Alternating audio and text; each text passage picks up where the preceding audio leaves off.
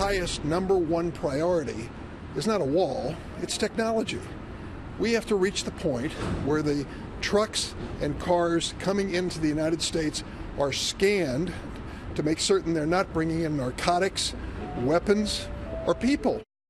Right. There you've got Democratic Senator Dick Durbin, one of the anti-wall advocates on Congress, insisting that a physical border or a barrier or a wall, not necessary. Technology is. Although he did bring that deal with Lindsey Graham of $25 billion for the wall a year ago. This comes as a report from Capitol Hill says negotiators may be closer to a deal, but that deal may include money only for a barrier, not a wall. But I think the president understands that. Here to react is Congressman Jim Jordan, ranking member of the House Oversight and Reform Committee and member of the House Judiciary Committee. Thank you so much for being with us. We wanted to... Congressman, we wanted to ask you about this because now Democrats, some of the folks that are anti-wall, now they're saying it is a regional crisis down there. You remember at first they said no crisis, now they're saying regional crisis, but not a national emergency. What's your response?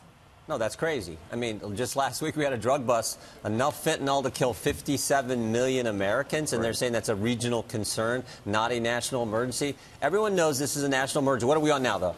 The 5th caravan, I think. Yeah. So you just had to watch the news the last several months to know this is an emergency. The president knows it.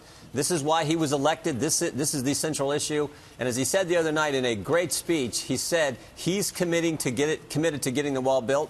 That's what we got to do. Sure. So, Henry Cuellar says they're still on the president. But says I think there's a path forward, but people need to understand we're not going to be able to give the president $5.7 billion. I'm telling you, it's no way.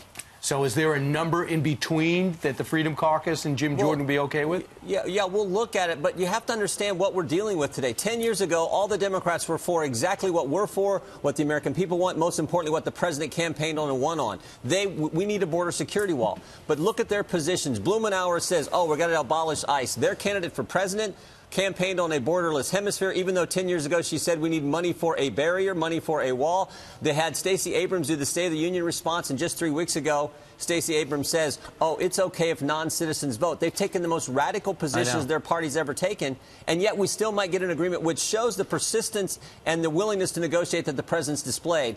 Right. Hopefully we get there. Well, we'll just have to wait and see. There's an item in the Washington Post, Congressman, that says that apparently the Democrats have said we could increase money for fencing, but no wall. Clearly, you know, they just don't want to give the president any sort of something that would even approach a win for him. Well, that could be it. I mean, I guess that's probably where they're coming from, just a purely political perspective. If they could get past this idea of stopping the president and get on what the president talked about the other night, helping the country, we could get there. And it does include a border security wall. Like I said, they were for it before. But that seems to be the problem. When you take I mean, Pelosi herself has said walls are immoral.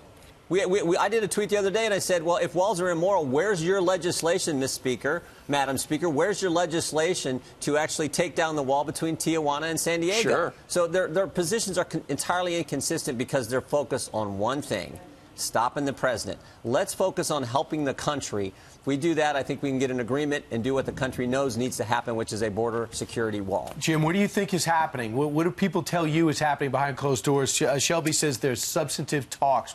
Tell us what you think. Well, I talked to Tom Graves, who's on the conference committee yesterday. He seems to think they're making some progress. I said, can you get to an agreement? He says, you know, the answer we all expect. He says he doesn't know. They're going to keep trying. The president has, I think, displayed amazing amounts of patience, amazing amounts of willingness to negotiate. We'll just have to see. Ultimately, though, he said if he has to, he'll do it alone. Jim Jordan, thank you very much for joining us today from Statutory Hall. Thank you. Thank you so much.